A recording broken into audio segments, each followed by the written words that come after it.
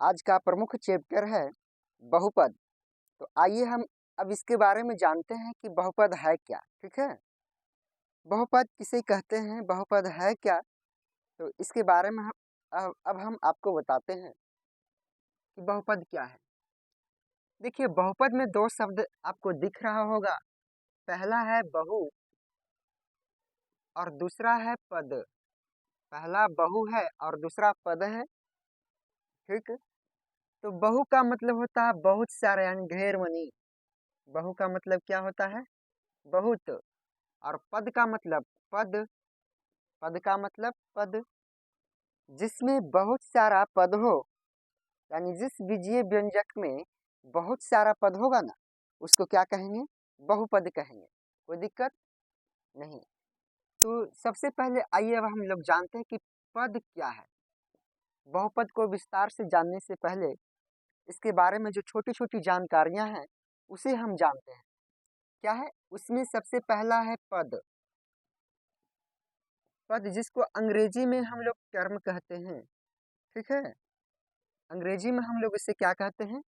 Term कहते हैं। तो टर्म किसको कहते हैं और ये कौन सा टर्म है?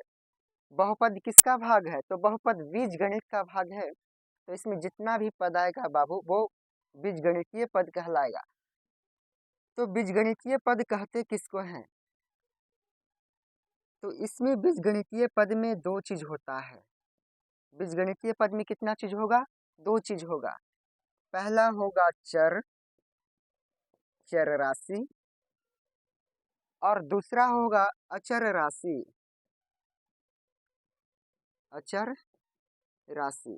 ठीक है, तो चर राशि किसको कहते हैं और अचर राशि किसको कहते हैं? तो आइए सबसे पहले आप चर के बारे में जानिए। तो चर का मतलब होता है चलना। ये आपका संस्कृत शब्द है। तो चर का मतलब चलना या फिर बदलना। चर का मतलब चलना या बदलना। तो जिसका वैल्यू बदलेगा ना, उसे हम क्या कहेंगे? चर राशि। यानी जिसका वैल्यू क्या हो? बदले, उसे क्या कहेंगे? चर राशि। दुनिया में जितना भी चीज है वो सब चर राशि ही है। जैसे आदमी का भी वैल्यू कभी बढ़ जाता है, कभी घट जाता है। तो क्या है, मनुष्य भी क्या है? चर राशि के अंतर्गत ही आएगा। ठीक है, तो चर राशि का मतलब क्या हो गया? जिसका मान बदलेगा उसे चर राशि कहेंगे। और एक चीज आप जानिएगा कि किसी भी शब्द के आगे यदि आ लग जाए ना, तो आ का मतलब होता है नहीं, अचर। ये जो चर है, चर का मतलब होता है बदलना। ठीक है, तो जिसका वैल्यू नहीं, कभी नहीं बदले, उसे क्या कहेंगे? अचर राशि कहेंगे। तो अचर राशि किसको कहेंगे? अ का मतलब नहीं, चर का मतलब बदलना। यानी जिसका वैल्यू, जिस राशि का वैल्यू नहीं बदले, नहीं बदले, उसे क्या कहेंगे? अचर राशि कहेंगे। तो चर राशि का एग्जाम्पल क्या हो जाएगा? दुनिया में जितना भी चीज है सब चर राशि का ही एग्जाम्पल है। लेकिन हम लोग आज इतना सिमट करके रह गए हैं कि हमारा ज्ञान आज सीमित है। बस केवल हम लोग क्या कह देते हैं कि ABCD का जितना भी अक्षर है, XYZ डॉट डॉट, यही केवल चर राशि है। जी नहीं, कॉपी हो गया, किताब हो जाए, कुछ भी बोल दे, वो क्या है? चर राशि। क्यों चर राशि है? क्योंकि उसका मान बदल रहा है। आज मेरे पास एक कॉपी है, कल हो सकता है दो कॉपी हो जाए।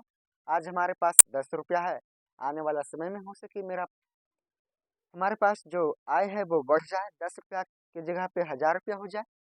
ठीक है, तो सीधा सीधी समझना है बस कि ABCD का अक्षर जो है उसे क्या कहेंगे? चर राशि कहेंगे। ऐसे तो कुछ भी हो जाए वो चर राशि है।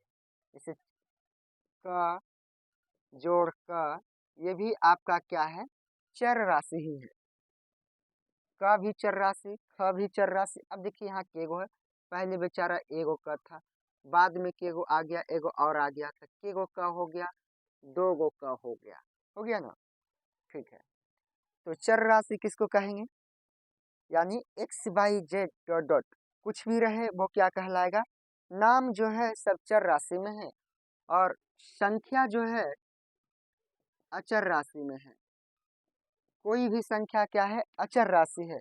जैसे एक कहीं भी एक ही रहेगा, एक जो है कहीं भी एक ही रहेगा, दो कहीं भी दो ही रहेगा, -1 कहीं भी -1 ही रहेगा।